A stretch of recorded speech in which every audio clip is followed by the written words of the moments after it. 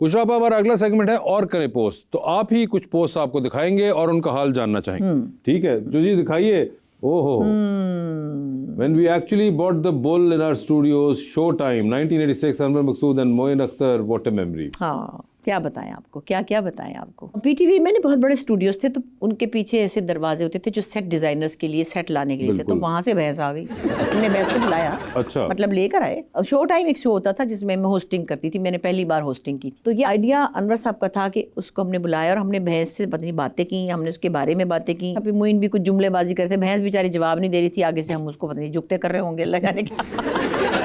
ये जो आप तीनों जी शख्सियात की जो पेयरिंग है, ये एक बड़ी आइकॉनिक रही है। क्या बात है, मोइन अख्तर साहब ऑफ कोर्स और साथ अनवर साहब, क्या बात है।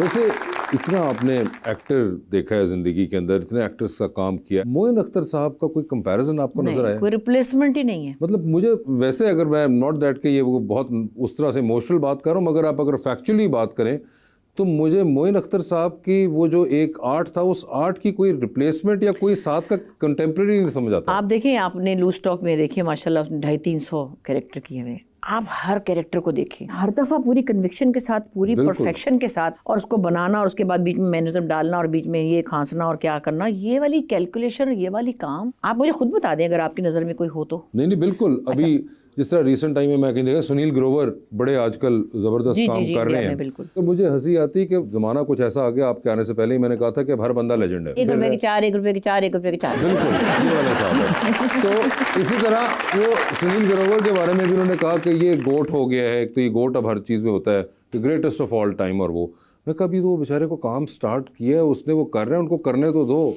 आप कैसे मिमिक्री की दुनिया में बहुत बड़ा नाम, नॉट जस्ट पाकिस्तान में, मोइन अख्तर हॉलीवुड के अंदर, वो ऑफ कोर्स सुनील ग्रोवर बहुत जबरदस्त काम कर रहे हैं, मगर ये ना लोगों को मंजिल से पहले मंजिल पे फेंकने की पहले से ही आप कह दें कि जी ये तो यूं है। वो जो उनका शो एक चलता है कपिल का, हर इंसान औरत बन के क्यों हंसाना चाहता है, हर एक्टर ट्रांसजेंडर बन के क्यों हंसाना चाहता है। मुझे इस बात पे बहुत चिढ़ आ गई है। क्या औरत हो के फनी हरकतें करना, फनी बातें करना, ऑब्सीन बातें करना, क्या ये फनी है? मैं आपको बता दूं, मुझे जो इसके बारे में लगा, ट्रांसजेंडर वाला आपको सिर्फ हमारे खिते में मिलेगा, वहाँ पे कम मिलेगा।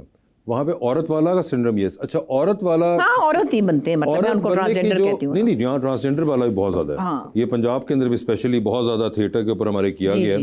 ये चैलेंज बहुत बड़ा लगता है कि ये एक्टिंग का आखिरी पन्ना है कि हमने कर दिया। एक्टर्स को ये चैलेंज ऐसा कंसीव कराया गया ओवर द इयर्स कि अगर आप एक सादा बंदे का कैरेक्टर कर देंगे वो इतना मुश्किल नहीं है, मगर अगर आप औरत बन गए, मैंने तो पता नहीं क्या ही कर दिया होगा, पता नहीं मगर ये एक्चुअली में, अच्छा उसकी वजह ये है क्योंकि अब हमारे यहाँ पे लिखने में ना बंदे का कैरेक्टर इतना सतही लिखा जा रहा है कि एक्टर को ना वो चैलेंज लगता ही नहीं कि मैंने एक नॉर्मल कैरेक्टर करना है। अच्छा 1 हो गया, 2 हो गए, 4 हो गए, यार हर दफा ही आप लोग, मतलब मैं आपको बताऊं, पहला जो ट्रांसजेंडर गया वो एक था उनका जंजालपुरा, जिसमें महमूद असलम बने थे, रीमा बड़ा अच्छा बने, नहीं रिजाज साहब ने किया था। तो ये शुरू की बात है ना, बिल्कुल। उससे पहले मेरी मेमोरी में नहीं है कि कोई पीटीवी के ऊपर ये बनाओ ट्रांसजेंडर जो भी बने थे। उसके बाद मैं मुसलसल देखती रही हूँ, बहुत से ड्रामों में बहुत से लोग करते हैं। बल्कि अभी कुछ दिन पहले मैंने एक बच्चे का नाम मुझे नहीं आता, नया नया आया बिल्कुल, वो बना। मैंने कहा भाई अभी तो तू हीरो भी स्टैब्लिश नहीं हुआ, तो तुम अभी पहले अपनी वेरिएशन तो खोलो। क्या आपको अच्छा लगेगा मैं हूँ या सबा है या रुबीना है, या हम लोग हर वक्त आदमी बनते रहे और आदमी बन के हम उल्टे सीधे मजाक करें? ये आपका कॉन्टेंट क्या है? मजाक वाला तो एक और एलिमेंट है। मैं आपको बता रहा हूँ, जो एक्टिंग के अंदर वैसे ही आमतौर पर गिवन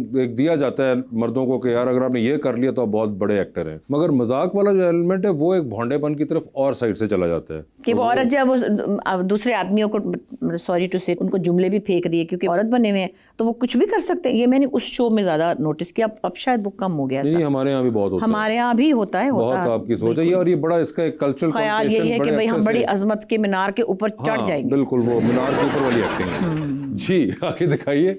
ओहो, पाकिस्तान जिंदाबाद, अल्लाह प्रोटेक्टर कंट्री, आमीन। अब मुझे ये बताइए इस तस्वीर के अंदर पाकिस्तान का क्या ताल्लुक है? नहीं, स्पाइडरमैन जो आपने इसकी वीडियो नहीं देखी, मैंने इसे पाकिस्तान जिंदाबाद कहलवाया था। अच्छा, स्पाइडरमैन से आपने कहलवाया था? मैं यूं बैठ गई थी इसके साथ जैसे कि बैठता है। अच्छा, मैंने कहा पाकिस्तान, जैसे ने कहा पाकिस्तान जिंदाबाद, तो वो वीडियो थी तस्वीर में नहीं है। ओके, इसलिए मैंने ऐसे कहा होगा। तो ये स्पाइडरमैन को आपने इस पे लगा दिया था? हाँ, टाइम्स स्क्वायर पे खड़ा था।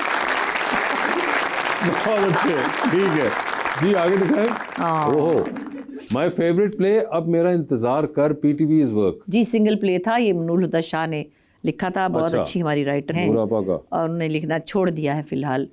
ये एक बड़ा अच्छा प्ले था जो बहुत से लोगों को याद है और यूट्यूब पे मिलेगा भी। ये था मुगल बादशाहों की जो औलादें बच गई थी ना, उनकी जो गुर्बत थी बाद में, उसके अराउंड था ये टेलीफिल्म थी। मैं और फजीला काजी थे और हम बहादुर शाह जफ़र की औलादों में से थे। तो गरीब तो बहुत थे, लेकिन जो तो उन्होंने उर्दू लिखी, जो ज़ुबान लिखी, और जो हमारी इसमें वालदा थी और जो नूर ने जो उसकी लैंग्वेज बनाई हुई थी कि गरीब थे, चाय में रोटी डुबो के खा रहे थे और गुफ्तगू ये थी गर्दिश रंग चमन है ये, और ऐसी अच्छी उर्दू। तो वो एक ड्रामा बड़ा खूबसूरत प्ले था जी।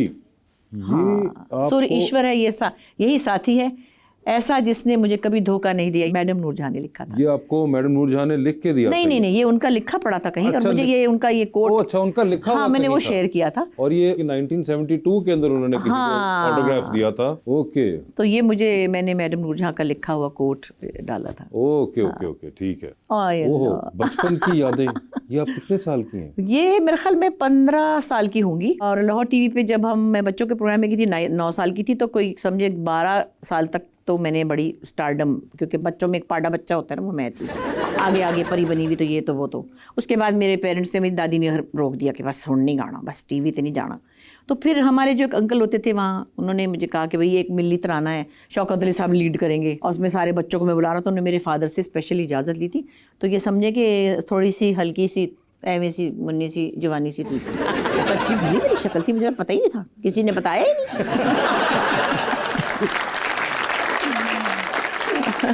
जी, आगे दिखाएं। हाय, कितना म्यूजिक टीचर अंकल अमीर हैदरी, क्या वक्त था, taught me to be humble, कौमी तराने, कवाली, नात, हम सब सिखाया इन्होंने, सब कुछ इन्होंने सिखाया था। अच्छा, ये अंकल अमीर हैदरी थे, ये अब तो चले गए दुनिया से। और मुझे पहली बार ऑडिशन किया था खलील अहमद साहब ने, जो बहुत बड़े कंपोजर हैं।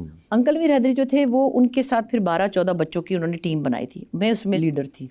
फिर कव्वाली में मैं आगे, तो फिर मुहर्रम में उन्होंने मरसिए भी कराने, हमें नाते, हमद, मिल्ली तराने, और हमारी तरबियत, यहाँ क्यों बैठे हो, इधर बैठो, ऐसे नहीं बैठना, ऐसे बैठना है, और लगा देते थे थप्पड़। और इनकी वजह से हमारे पेरेंट्स हमको इजाज़त देते थे, और ये रागदारी भी जानते थे। इन्होंने मुझसे राग बागेश्वरी गवाया, इन्होंने मुझसे राग देश गवाया, इन्होंने मुझसे भोपाली गवाया। तो इनके साथ तो मैंने बहुत सीखा।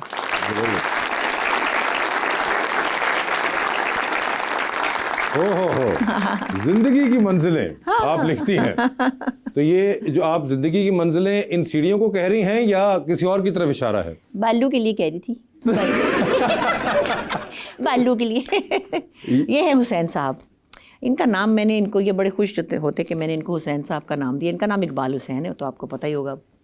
ये एक अच्छे इंसान है। जी, हाँ, ये तो मेरे दिलबर हैं। ओहो, इनका क्या करूँ मैं? मेरे अपने लव माय फ्रेंड्स। हाँ, जावेद, बहरोज, सफीना, हम लोग सब फैमिली हैं। मैं जितने सालों से भी कराची में हूँ, ऑलमोस्ट 45 ईयर्स तो हो ही गए अब। तो ये बहरोज के घर पहला खाना जो हमें वेलकमिंग, फिर काजी वाजिद साहब के घर, तो फिर जावेद मिला। तो हम लोगों ने समझे साथ ही हमारी ग्रोथ हुई है। हमारे बच्चे मोमल और मीरा एक साल पैदा हुई हैं, एक साथ ही गई हैं मॉन्टेसरी में, शहरी जरोज। तो हम लोग बिल्कुल, मेरे पास तो और फैमिली थी नहीं, ये सब मेरी फैमिली है। इन दोनों में से ज्यादा अच्छा दोस्त कौन सा है आपका, ये शेख साहब या बहरोज साहब? शेख साहब दोस्त है, वो मेरा सहेल है। और सफीना जो हमारे बीच का एक वो है, जब हमने बहरोज की चुगली करनी होती है तो मैं इसके साथ कर लेती हूँ। इसको ये कह दे, इसको ये कह दे, इसको वो कह दे, तो वो बेचारी बीच विचोली है। ओके, अच्छा, ठीक है। और ये आपकी अभी कोई रीसेंट तस्वीर है जी? हाँ, परसों की। ये मेरी मिट्टी है ना, ज़ारा। हर तस्वीर आपकी लाइक भी ज़ारा ने जरूर की। हाँ, वो बड़ी प्यारी है। सहीफा थोड़ी पगली है मेरा ख्याल है, लेकिन बड़ी मासूम है। वो चाहती है, जो चाहती है वो कर लेती है। ये भी तो बड़ी बहादुरी है। चाहे उसने सफ़ेद बाल कर लिए, उसने उसका दिल चाहे उसने शेव करा लिया, उसका दिल चाहे जो मर्जी करे। ओहो, हाय, कोविड में कोई गम लगा, सूख के कांटा हो गई मैं। ये सूख के कांटा, मगर कोविड डेज इन टोरंटो। हाँ, और ये आप दुनिया बचती फिर रही थी, आप ये क्या कर रही थी? बंदा बोर होता है तो फिर यही करता है, और क्या करे। नहीं, सीरियसली मैं डर के मारे, खौफ से, और इतनी डिप्रेस थे सभी लोग। आप टोरंटो में फंसी? 6 महीने। अच्छा, हाँ जी। और फिर मैंने देखा कि मेरा बिल्कुल वजन बहुत गिर गया था। मैं स्क्रीन पे जरा ब्रॉड लगते हैं, मैं इतनी सूख के कांटा हो गई थी कि मेरी भूख वूख सब मर गई थी, क्योंकि पता लगा कि मरने लगे ना। वो एक अजीब खौफनाक टाइम था। तो मेरा बड़ा वेट गिर गया था, लेकिन मैंने कहा चलो पोज मारने में क्या है। और ये है our tour legend Usma Gilani is here from Australia. We celebrated presence. This is called Unity with Love. ये बिल्कुल, हम बड़ा अच्छा लगता है हमें। देखिए हमारी उस्मा गिलानी है, बदर खलील हैं, समीना अहमद हैं, ये हमसे बड़ी हैं, आर्टिस्ट भी बड़ी हैं। तो जब हम मिलते हैं तो अल्लाह जानता है कि हमारा प्यार अपनी जगह, लेकिन हमारे दिलों में इनके लिए जो रिस्पेक्ट है ना, वो बड़ी अलग तरह की है। और बड़ा मुझे अच्छा फील होता है कि जब वो आती हैं पहले बता देती हैं फ़लाँ फ़लाँ को बुला लेना, फ़लाँ फ़लाँ पहुँचे, फिर हम सब इकट्ठे होते हैं, फिर उस्मा आपा को हम सेलिब्रेट करते हैं क्योंकि ऑस्ट्रेलिया से आती हैं, उदास हुई होती हैं, तो वो हमें बड़ा अच्छा लगता है ये सब इकट्ठे होना।